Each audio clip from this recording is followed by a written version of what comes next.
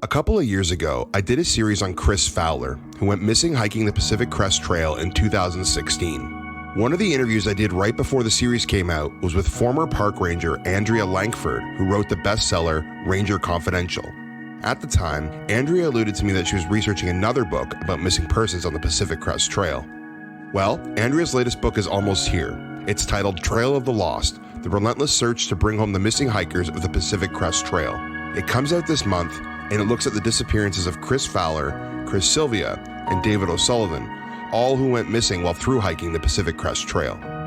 I was lucky enough to get an advance copy of Andrea's book this summer. It's a riveting story. It's incredibly well written and exhaustively researched. Her book, Trail of the Lost, comes out on August 22nd, 2023. You can find it on Amazon or where you get your books. I was fortunate enough to get Andrea back on the show and talk about her journey writing the book and why people go missing on the PCT. Here's my chat with Andrea. Feels right as we're talking. Well, let's start easy then, because obviously you and I have a bit of relationship previous with my series on Kris Fowler, and you were really helpful in getting me information about that, and that's actually when I learned about the other two disappearances that you talk about in your book. And so I know you talk about it, in your book about how you came across the disappearances, but I'm kind of curious, when did you know that not only okay, there's these three disappearances on the PCT, but I need to write a book about it? Was there an aha moment for that? Yeah, there was. When I first started into this, I was looking into the Sylvia case, and he's a 28-year-old who went missing in February 2015, and his gear was found on the trail, on the Pacific Crest Trail in Southern California. And I just thought, I just felt bad for his family. Nothing was really happening with the investigation. And I just called them and offered to pro bono do an investigation and just see if I could get them some answers. I told them, I may write a blog about this, but mainly, I just wanted to help them out. And what happened is I tend to look at patterns or look for patterns. And so I started researching other deaths on the Pacific Crest Trail and other cases on the Pacific Crest Trail. And that's how I learned about Kris Fowler, who you've done a show about already, the 34-year-old who went missing in Washington State in October 2016. And I started following his Facebook group at Sally Fowler, his mother started.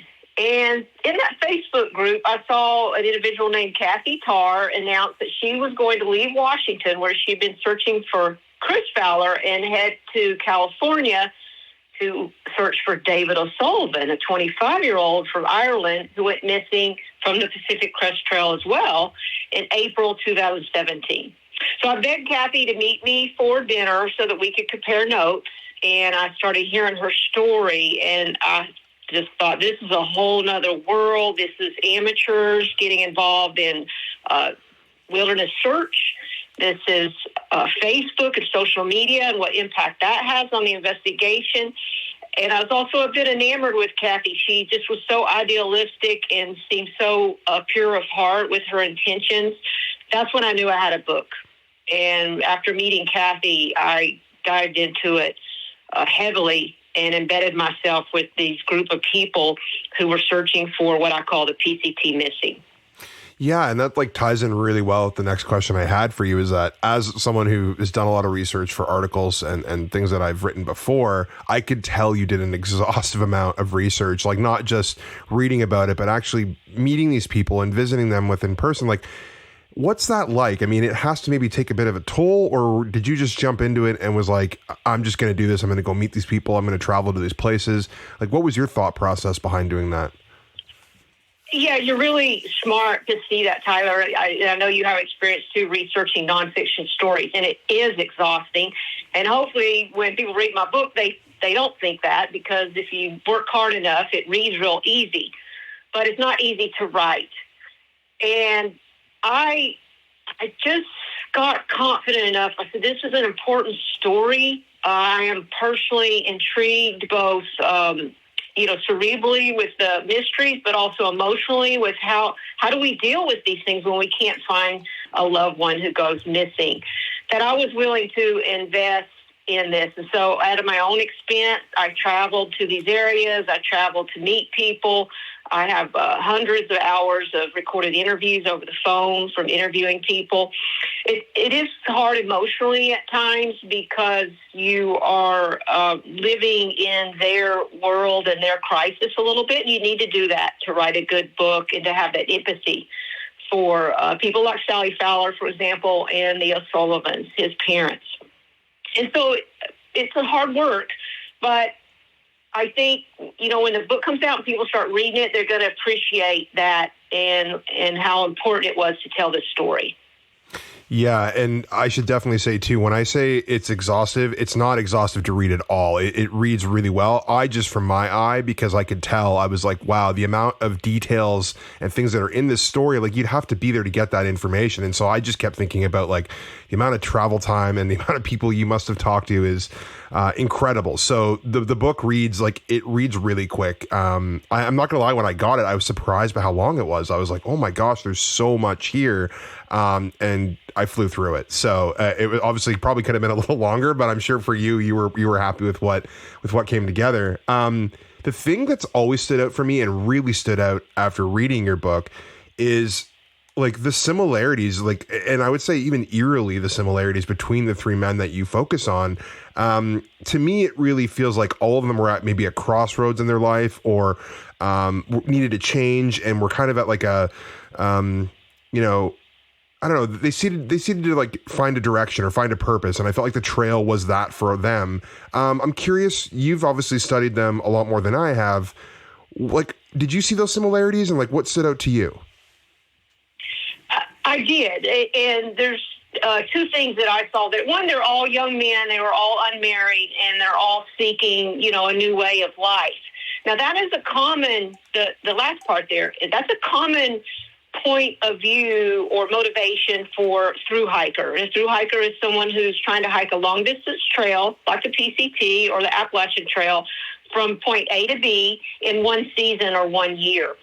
And that tends to attract people who are, looking to explore different ways of seeing the world and being in the world. I also hiked the Appalachian Trail myself in 1999, and I had similarities to all three of the men myself because I had left the National Park Service and was also wondering what I was going to do next with my life when I hiked the AT. But one of the factual things that stands out to me that was similar to all three men is they were all reading a book during the time they disappeared about other people who were, quote unquote, disappearing in some form or fashion. So that was a very odd coincidence when I learned that. That's do you remember the name of the book? Because I know you mentioned it, and I'm trying to draw it right now, but I thought I couldn't believe it was all three of them. That is incredible. It is all three of them. I'll name the books a little bit. It's spoiler here if people want to skip ahead a bit. But David O'Sullivan was reading After Dark, which is a fictional novel, but it's about people who disappear in abysses, and you don't know when they're going to pop back out again. And Kris Fowler was reading a book called The Wanderer, and that's a memoir by an actor, a disillusioned actor who absconded with his children, and basically became kind of a fugitive by sailing away from the United States. And Sylvia was reading Siddhartha, which is a Buddhist-themed novel about leaving your possessions behind and hiking the trail of a pilgrimage of a life that is, apart from the mainstream. Yeah, and it totally makes sense why they would all be reading what they were reading. I feel like I connected a lot with them. Like, I felt like there was a sense of being lost and trying to find purpose, which I think is something that as a species we're constantly trying to do. And the PCT, for some people, is a way to find that, almost like a reset, in your life, like to find a new direction, to even use the pun, like a new trail to follow. One of the things I think it's also because of your background, being a former park ranger and whatnot, but you talk a lot about, how dangerous the PCT is, which I think is honestly, like, it seems very obvious, but I also think in this kind of narrative, people could overlook it. Like, it's maybe too obvious, but I think it's also important especially for people reading that haven't actually done the hike or thinking of it. Like, there's a lot of things to consider. Beyond the obvious risks like weather, altitude, animal attacks, and harsh terrain, you talked about some really fascinating stuff in the book about cults, drug growers and dealers and criminals. I'm wondering, as a former National Park Ranger, like, what do you see the biggest threat to a PCT through hiker? Like, what should they be the most concerned with, maybe spend the most time studying? Well, after looking at the 2022, there were 16 total deaths that we know about on the Pacific Crest Trail of through hikers. I'm talking through hikers specifically.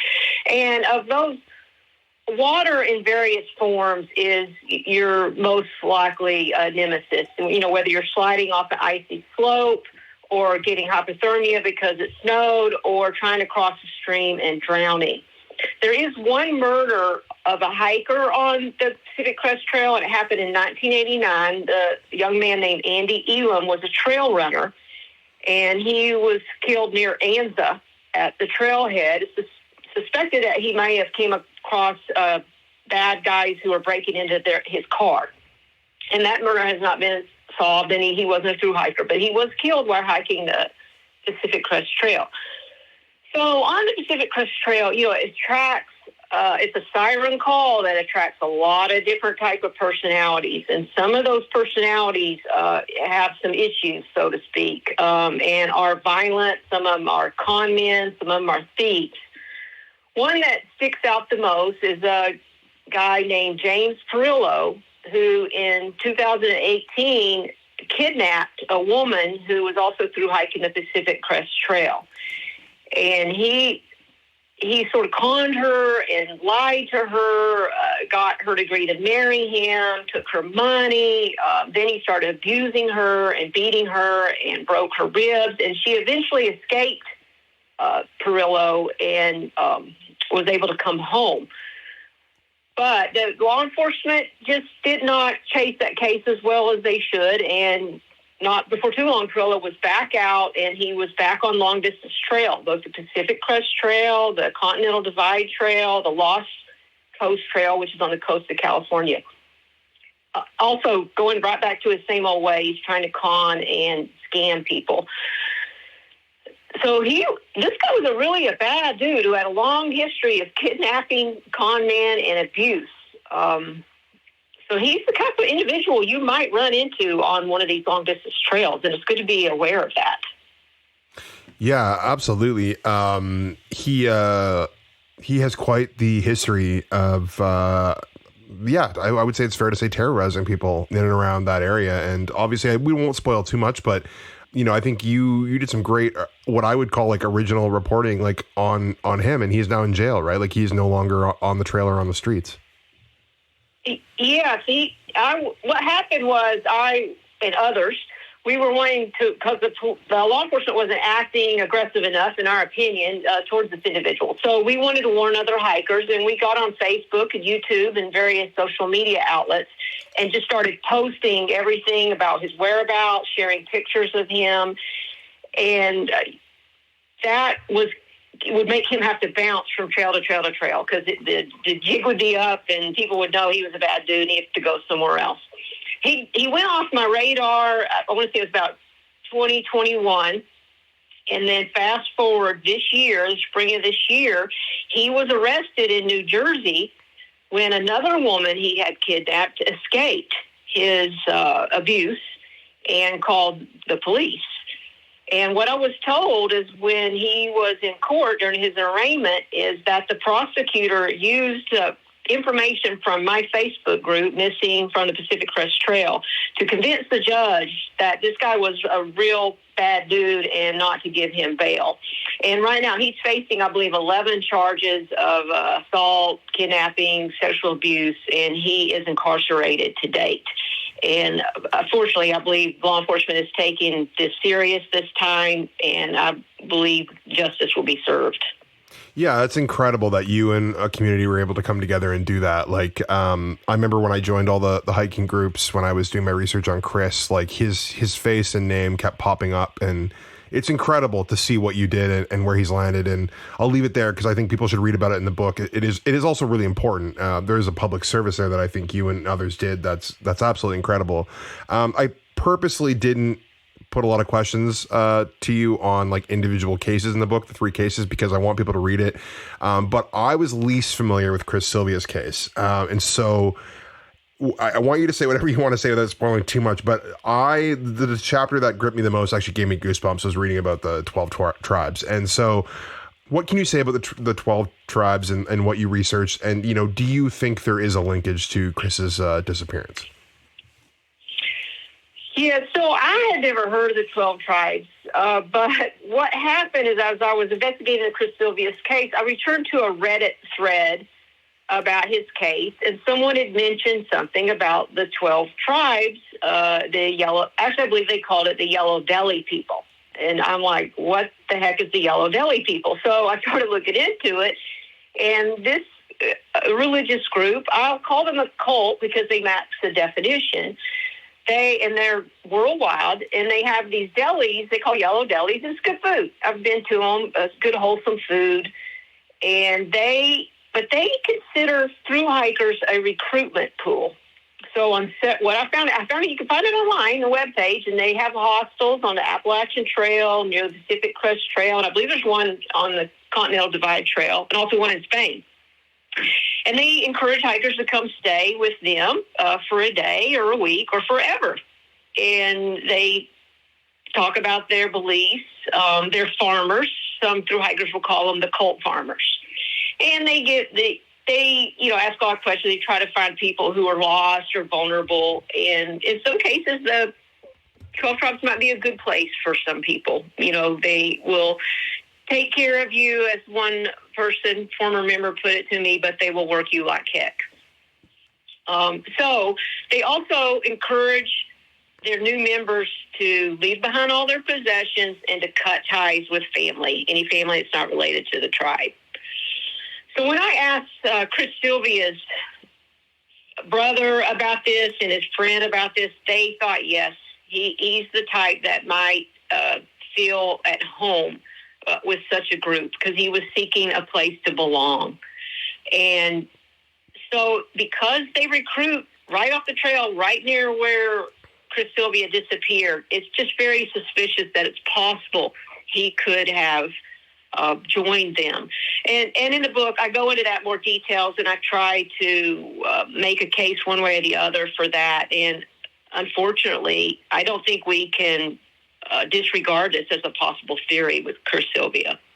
Yeah, and that's what I thought was interesting because I don't want to spoil too much, but I think if you and I were going to have a private conversation, with the other 2 men, I think we more or less know what might have happened to them. Like that's how I feel anyway. Like I feel like there's a bit more of a plausible scenario, especially in Kris's case. Just the situation he was heading into with that storm. But with Kris Sylvia, I felt different. I was like, this feels a little odd to me. So that's really, really interesting to hear that. I wonder, just because I did cover Kris Fowler's case, like, since I did my series in 2021, have you uncovered anything new, or are there any updates that you put in the book about him? Like, I'm curious myself, if there's been any progress there for Sally and for the rest of his family. Yeah, what I'm aware about is there's been leads, there's been gear found on the trail, and those leads have been followed. Some of the people, the professional search and rescuers with Yakima County have been great about going out and hiking out and resolving whether these leads are related to Kris or not. And so far, they've all been dead ends. So, yeah, right now with the Kris Fowler case, we're just waiting for that lead. And I'm actually hopeful that the book gets enough attention and we bring some new ears and eyes to this story, that perhaps somebody comes forward that's seen something or knows something. Yeah, and that's a great point. Like, I wonder what is the best thing that people can do when they're reading the book and they're like, hey, you know what, I was hiking that area, or, what should they do in that situation? Should they call law enforcement? What advice would you give them? Yeah, I think first off, when you're hiking a trail and you see gear and you have that little feeling like, what's up with that? Why is that gear here? A tent, a sleeping bag, even a glove left behind. If you just get that instinct, just take a picture of it and make a note of where it's at. And then later, get online or go to the trailhead, see if there's any missing person photos there. And if there is, then that would be the time to call law enforcement and say, hey, I found something weird on the trail. Here's a picture. Also, if law enforcement, especially if it's the PCT missing and law enforcement doesn't respond to your lead, you can go straight to the Fowler O'Sullivan Foundation, which is online, or to the missing person page of that person that you think this might belong to. And you'll find somebody that will for sure follow up on that lead. So I think that's one thing about hikers. If you keep your eyes open and you see something suspicious, document it so that you can report it later. I'm curious, you have a lot of experience in the outdoors. I mean, like you said, you've hiked the Appalachian Trail. You were a park ranger for a while. Like, I'm wondering for people maybe listening to this or reading the book and they're thinking of, hiking the PCT, what's the best advice you could give them, to stay safe and minimize their risk? Like, I think I wouldn't ask that unless I knew about your background. And I think you probably have some wise things to say about that. Yes.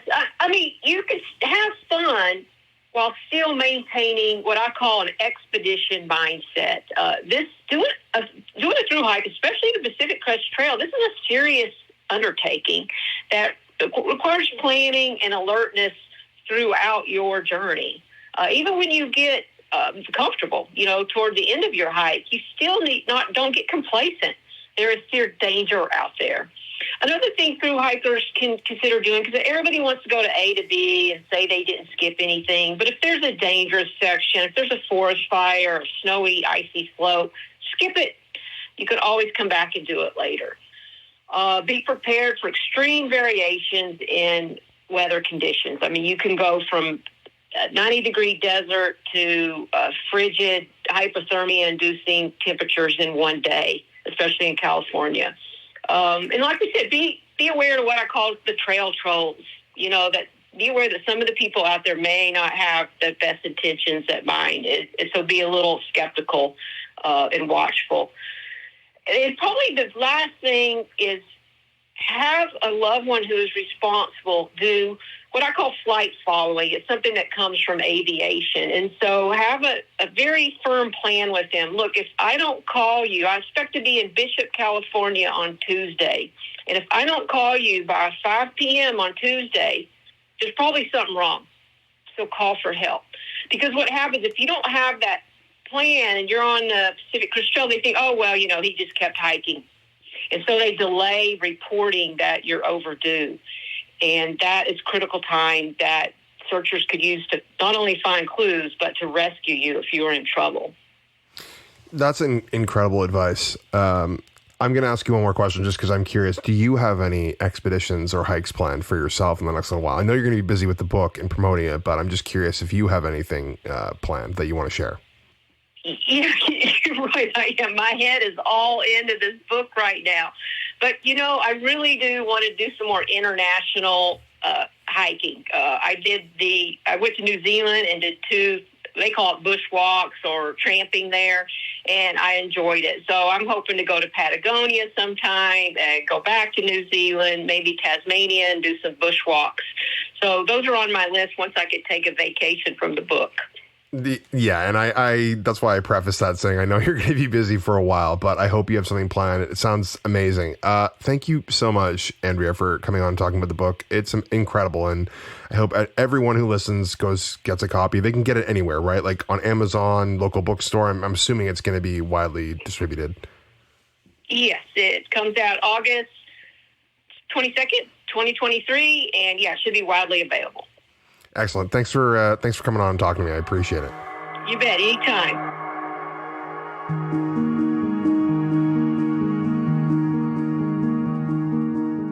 I hope you enjoyed my talk with Andrea. I highly encourage you to get a copy of Andrea's book, Trail of the Lost.